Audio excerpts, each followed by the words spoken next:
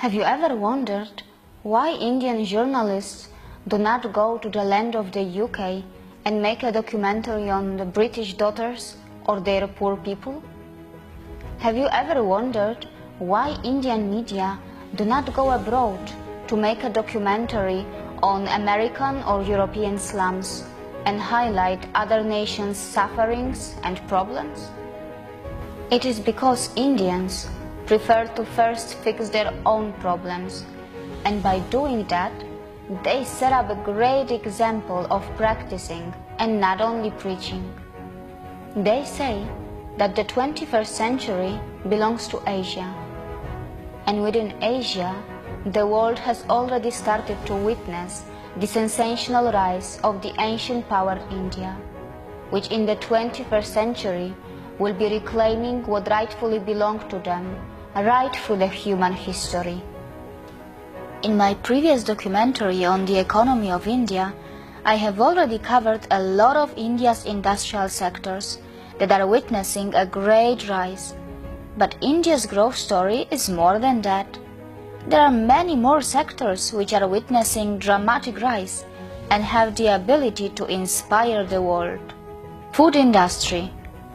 India, the country which faced 3 million deaths or even more during the Bengal famine by the hands of the British, has come a long way, and today it's setting up the largest food park in the world.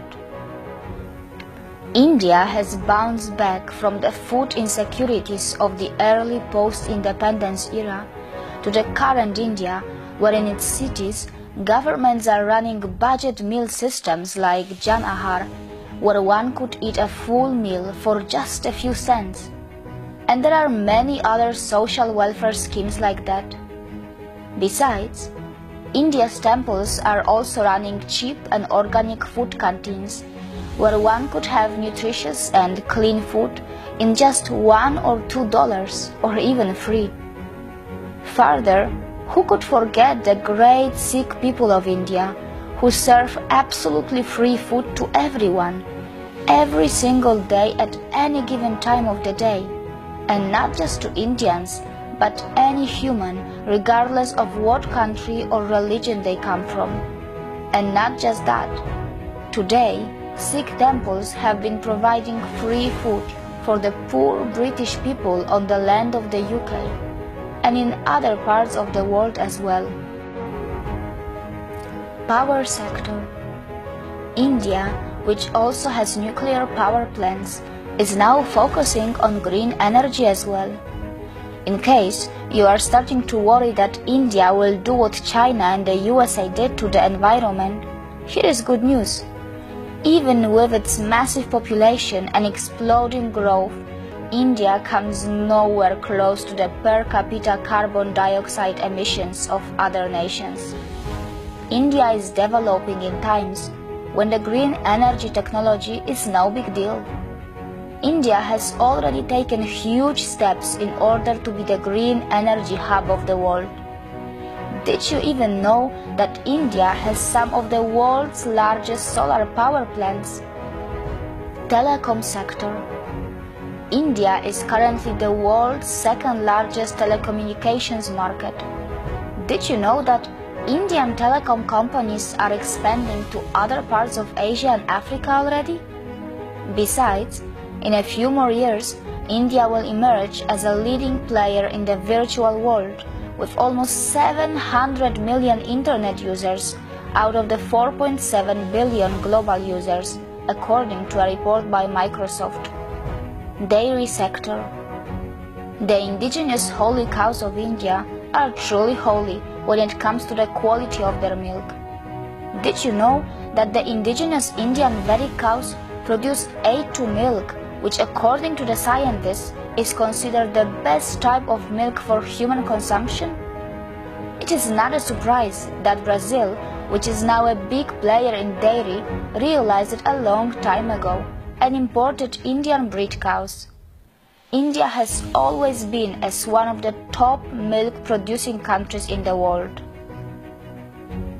Steel industry. India is a giant in producing crude steel. Did you know that it is already one of the top 3 largest crude steel producing countries, and it is continuously growing even more. Coffee, tea and tobacco sector. India is one of the biggest exporter of its finest quality tea, which comes in many varieties. It is also witnessing a very interesting growth in coffee and tobacco production as well. Interestingly, some of it were introduced in India by its invaders, but then one can always say that India did not have to invade Brazil to introduce their A2 cows, and did not have to colonize the world to introduce its yoga. Indian consumer market. The country, with the official population of nearly 1.3 billion people, has a super giant consumer market. India is not just about the rich or poor, as your country's media is showing you. Its middle class is literally exploding with a very high purchasing power capacity. The good news is that a majority of its massive young population is fast getting urbanized. At the same time, India's government has realized that it is not going to sacrifice the villages of India during this rapid urbanization and will keep the soul of its villages alive. Road infrastructure. India already has the second largest road network in the world, which is somewhere around 5 million kilometers. Indian government has been building mega highways for quite some time and is planning to add around 66,000 kilometers of road, and it's targeting to build an astonishing 30 kilometers of road every day. Besides, how many of you actually knew that India is the largest exporter, producer of handmade carpets in the world? It is also one of the biggest exporters and producers of cashew nuts and cotton yarn, and it also has a booming chemical industry. And we must remember that all the money and economic wealth that India is earning is its hard-earned money, not an easy wealth generated by selling crude oil as many other rich nations. India will continue to serve the humanity in the world and will continue to play the role of the mother for the world by its both types of wealth, spiritual and economical. India is a country which is the only place in the world where all religions have been coexisting for the longest period of time. People of Indian origin who have settled outside India are the role models for any immigrants in the world because of their excellent discipline, almost no crime record, and for spreading love and humanity.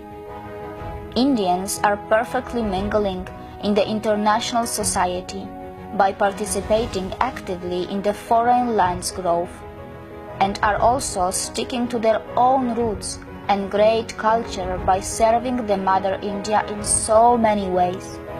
If you are wondering why no Indian made such kind of documentary, or why the government of India does not promote its achievements like other countries, it is because Indians do not believe in celebration until the mission is accomplished, and their mission is not to colonize, loot or hurt anyone, but bring the world together. India is a spiritual and economic powerhouse which does not boast, and that is why someone else who is not from India had to speak out in the end, as I did. And these are just the signs of a great nation who everyone criticizes. But India doesn't criticize others just to justify their own problems, because India likes to be the change that it wants to see in others. Most of India's own problems are a gift from the invaders, but India knows that to make the world a better place, it has to grow not only economically, but it also needs a moral and spiritual growth, which further can lead to the organic growth of the world. As much before than the modern globalization of today, India had realized that the world is one big family. See you again.